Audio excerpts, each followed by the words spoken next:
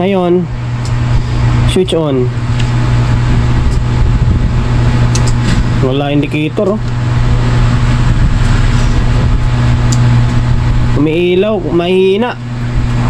Tapos naka-protect, hindi ko narinig nag-relay. Ito na, day 2. Gabi na tayo nagsimula kagabi dito eh. Ngayon, ito tinanggal ko muna to kasi maraming wire na naputol dito. Dito na lang kasi dito wala ganong naputol dito eh. Naibalik ko na to. Tapos, ayan, basta yung mga kabli, naibalik na natin. Ngayon, nung i-on ko, meron siyang bias. Meron siyang biasing. Okay, pakita ko sa inyo ha. Ka-protect. Ayan, naka-normal na siya oh. Okay, naka-normal mode to. Ayan oh, tingnan nyo, wala na yung protect nyo. Ngayon, pag sinukatan mo ng biasing to, meron siyang biasing eh. Okay. Kaya lang ha. Yung bias nito medyo mataas eh. Ngayon dito,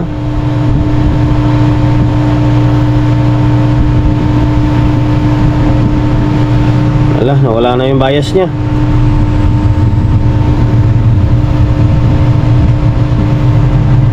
May mataas. Tika lang. Okay, meron siya oh. Pansinin nyo. Meron oh. Okay, meron siyang bias. Meaning, maaaring good yung board na yan. Good na yan. Ngayon, naglagay ako ng audio input. Yan, may audio input yan. Laptop natin gumagana. Ngayon, wala siyang audio. Wala oh. Okay, wala siyang audio. Ngayon naglagay ako ng audio tracer. Audio tracer tayo, yan. Ngayon, kapag sinundot mo siya dito sa buffer siguro kasi nalubog to na sa baha eh. Meron to dito. Meron. Ibig sabihin may pumasok. Pati dito sa may control kasi hindi ko mahanap yung kung saan yung linya ng control yan eh. Dito wala din. Oh, wala talaga siya oh. Meaning walang lumalabas. Ngayon ang gagawin natin is baklasin natin tong pinaka back panel nya, yung input buffer. Kalasin natin tapos check natin. Dahil nalubog siguro sa baha to, baka pinasok ng dumi yung mga switch. Okay, kalasin natin ah. Tapos pauli na lang natin to. Ito na yung board ng back panel natin. Baka yung switch nakuha na to eh, pinasukan ng tubig. Mapapansin nyo guys, napakatibay ng mga crown no. Kahit na nabasa na, hindi pa rin kinakalawang. Okay, ngayon binunot natin. Ito sa volume, ito out, volume, out, channel A. Tapos ito yung supply nya. Buo naman, may supply naman, sinukatan ko eh. Okay, ngayon lagyan ko ng contact cleaner to. Tapos audio trace tayo. Kailangan may lumabas na audio muna dito bago pumunta sa may amplifier stage. Okay, bali eto na, nakuha ko na siya. Na lagyan ko na ng contact cleaner to. Ito to. Yan. Makakuha na eh, matigas na. Tapos itong kanya, yung operation mode, tama naman. Tama naman, naka stereo mode yan. Ngayon on natin. Okay, naka-on na siya. Ngayon, audio trace tayo. Isin muna natin yung laptop natin. Okay. Ngayon, in. Meron. Meron. Ito yung volume nya. Ito. Okay, meron. Tapos, ito yung isang volume. Either channel 1 to or channel 2. Okay, ito. Okay, meron na. Meron na. Volume to. Ngayon, ang gagawin natin, ipagsara natin to. Yung in tsaka out ng volume, isara natin. Channel 1, channel 2. Tapos, para matesting natin dito kung may lalabas na out papuntang amplifier stage. Okay? Iinangin ko muna. Wala, nainang na natin ha. Ito siya, ito to. Yan, ito. Yan, in. Tapos out, pinagsara natin. Same din dito, in. Tapos si out yung gitna, pinagsara natin. Para malaman natin kung may audio na lalabas dito. Ito kasi papunta amplifier stage na ito eh. Okay? Ngayon, switch on natin. Okay? Naka-on na. Eto, in out. Meron. In out. Meron. Tapos dito, kailangan may audio dito na lalabas. Okay, meron. Lakas. Tapos, yung isa. Okay, meron na. Okay, meron ng audio. Meaning, tutunog na yan. Depende na lang yan kung may problema yung control or wala. Sana walang problema yung control. Ito, mga original naman control ito eh. And then, sana may audio na talaga pati sa amplifier stage niya. Okay? Ngayon, huwag kalimutan tanggalin ito. Kapag di nyo tinanggal yung hininang nyo dyan, wala na. Magiging rikta yung tunog niyan. Mawawala ng control. Okay? Tanggalin ko yung hinang. Tapos balik natin itong back panel or input buffer natin. Ito na, naibalik ko na yung back panel natin or input buffer. Ngayon, switch on. Okay, naglagay ito. Ito, kanina pa nakakabit tong speaker eh. And then, ayan, nalagyan ko na ng input ulit. Ngayon, ayun oh, may audio na oh. May problema lang yung control. Pero may audio na siya, oh. Okay, may audio na. Okay na yan. Okay na yung channel 1. May audio na siya. Working na. Ngayon, next move ay etong channel 2, siyempre. May mga naputol dito. Daming naputol. Ito lang itong sensor. Tapos dito sa may temperature nya, wawiring natin ng maayos dahil nagaganda putol na. Ito siya oh. Ayan. Problema na ito pag wawiring. Kasi naputol yung wire. Magkakalas pa tayo ng front panel nito kasi susundan ko yung linya para hindi tayo magkakabali-baliktad. Okay? Ayan, okay na, working na yung channel 1. Dito na lang problemahin natin. Wawiring natin ng maayos to. Sana wiring lang din ulit para hindi tayo mahirapan. Tingin ko goods naman siguro to ah. Tingnan natin. I-wiring ko na sana. Yan, babalik ko na sana dito. I-screw ko na sana. Ang problema, buti napansin ko. Wala pa lang sapin to dito. Wala pa lang sapin. Daming walang sapin, no? Mapansin nyo, ito, may sapin to dito. Yung iba, wala. Kaya delikado yan. Short ang labas niyan. Dito, okay dito, may sapin dito. Sa kabila, wala. Ibig sabihin, sinubukan gawin to. Yan lang. Okay. Ngayon, lalagyan ko muna ng mga sapin to. Kasi tingnan nyo yung tornilyo nya, iba-iba no. Okay lang naman yung tornilyo, wala naman problema dyan kung magkakaiba eh. Ang importante dyan is may sapin. Okay. Lagyan muna ng sapin to. Buti napansin ko. Yan, lagyan natin sapin ah. Lagyan natin ng Meca. Nalagyan ko na ng Meca ito. Ayan, may mga sapin na. Okay. Ayan. Tapos hindi pala nakaigpit yung tornilyo. Iligpitan natin. Dito, kompleto naman sa Meca to dito eh. Ngayon, chinik ko yung diode. Wala namang shorted to. Ito, wala namang short eh. Ayan, wala namang siya shorted. Ibig sabihin, maring walang short yung mga transistor. Pero, malaman na lang natin to kapag naibalik natin. Ngayon, ibalik ko muna to. Tapos, isalpak ko tong ano tawag nito, ibabalik natin, testing natin kung ano magiging kalabasan nya. Okay. Ay, dito pa pala kulang.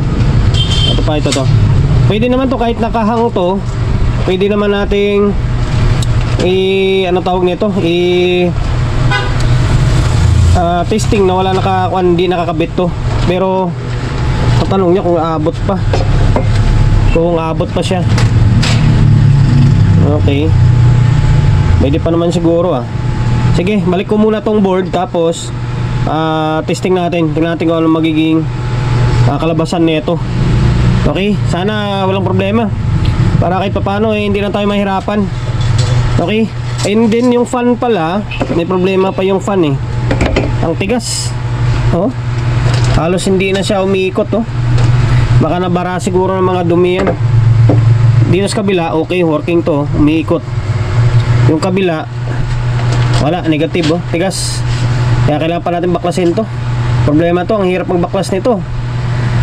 Okay, ibalik ko na yung board. Ayan.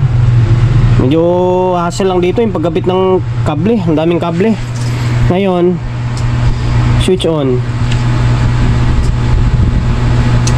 Wala indicator oh. Umiilaw, mahina. Tapos naka-protect, hindi ko narinig nag-relay. Ngayon, tingnan natin kung may biasing siya. Eto, hindi ko kinabit yung fan niya kasi matigas. Okay, tingnan natin ah. May bias siya or wala.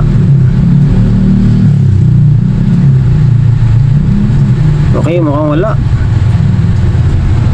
Ito. Okay, may bias naman ah. Dating dito, tingnan natin. Okay, may bias pala eh. Nasa 0.4. Paras lang oh. Good yung bias niya. Oh. Okay. Meaning, good yung biasing. Pero tingnan nyo oh. Parang nasa relay section ng problema. Parang hindi gumagana yung relay niya. Ulitin natin. Kapain ko to. Wala, hindi siya gumagana. Wala na good yung amplifier stage nito. Ang problema ay nasa relay section. Nasa relay section. Okay, kalasin ulit natin to, pambihira oh. Medyo hassle kasi yung ganito. Dami mong kakalasin na wire. Okay, tingnan natin or troubleshoot ko yung kanya, yung ilaw niya, bakit malabo, mahina, and then hindi nagte-trigger sa matala. Good yung amplifier stage nito. May bias siya eh. Okay? Ito, balik tayo. Wala pala siyang problema sa may relay. Ang problema dito sa may sakit. Ito, medyo nangingitim siya, hindi siya nakabaon ng maigi. Okay? Ngayon, ito yung magiging kalabasan niya. Balik siya sa normal. Ayan o. Pansinin nyo. Okay, nag-normal siya, di ba? Ayun. Siguro dahil sa nangingitim na, minsan yung mga sakit is lumuluwag. Okay. Ngayon, ang problema, tinisting ko, wala namang siyang audio. Daming problema. Medyo kan lang siya, yung kunik-kunik yung problema ba. Yung channel 1 nagiging okay na. Ngayon, ito lagyan ko ng may audio input na nakakabit yan ha. Okay, lagyan natin ng volume. Wala siya oh. Di ba? Wala kang makitang walang tunog dito. Meron talaga dito channel 1 oh. Ngayon, gamit na naman tayo ng audio tracer. Kasi nga kanina tinrace natin to working eh. Ibig sabihin meron yan. Ngayon, natin double check natin. O ayan, nakakabit na naman yung audio tracer natin. Okay, meron. Tapos dito sa may control meron. Tapos ito. Okay, meron siyang tunog, di ba? Maaring ang problema nito is control. Ngayon, nilagyan ko ng speaker yan ha. Nilagyan ko ng speaker. Ngayon, ipag-short ko yung control. Pansinin nyo. Diba? Mapapansin nyo, magabog, diba? Kasi tumunog na yung speaker. Meaning, good yung amplifier natin. Good na yung input buffer. Maaring ang problema is nasa control. Dito, wala oh. Pambihira oh. Binaklas na natin kanina to eh. Maaring sira yung control. Ngayon, palitan ko yung control. Pambihira na yan. Pinalitan ko na yung control. Pinutol ko lang yung video para mas mabilis. Kasi mayroon pa tayong gagawin no? Yung fan no? Stuck up ito. Tatanggalin ko pa to tapos linisan. Ito yung control niya, pinalitan natin no? 10K. Yan, dalawa na, pinalitan ko na rin pati itong channel 1 para pares na silang bago. Papansin nyo, medyo mahaba nga siya oh. Mahaba yung shafting niya. Okay. Yan, ngayon ito na magiging kalabasan niya oh. Dalawang speaker na nakakabit dyan ah. May dalawa na oh. Okay. Ngayon, okay, naka-normal na siya. Ayan o, may audio na o. Okay, channel 1, ay channel 2 and then channel 1. Dalawa. Okay. Naglilimit dito agad ah.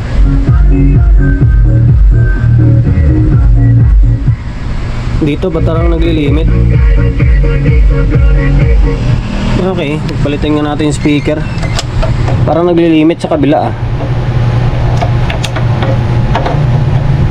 Daming problema kahit na wala siyang ganong kuan, pero yung pag-refresh natin matagal. Yan, nasa speaker lang. Wala naman eh.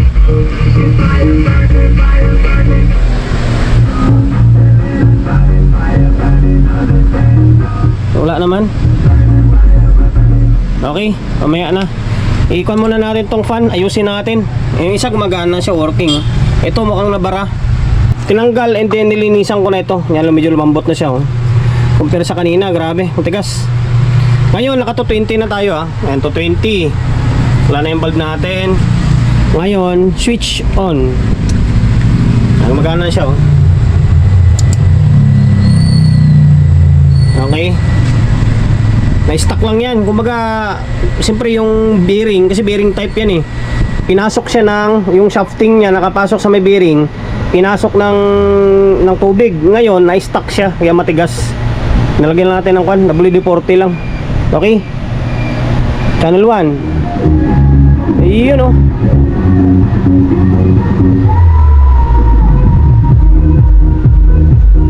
Okay, channel 2. Dalawa. Okay na, makapirate pa tayo dyan.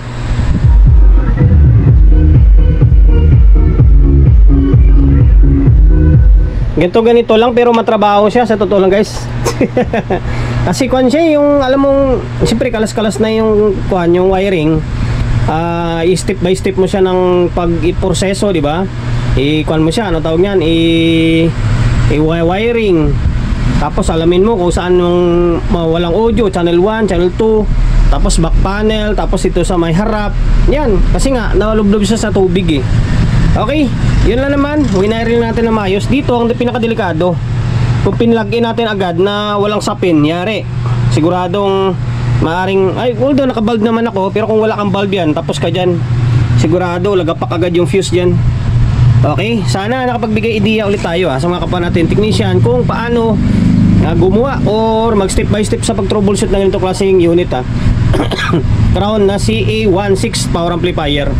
Okay, dahil lumabot ka sa part ng video natin na ito at hindi ka pa rin nakapag-subscribe, okay, pa-subscribe naman ng YouTube channel natin Pindutin mo yung bell button sa gilid, select mo yung all. Yan, kapag napindot mo na yan, manonotified ka kapag meron tayong bagong upload na video. Nag-upload tayo ng video isang beses, dalawang beses kada araw. Okay? God bless and then peace atin lahat.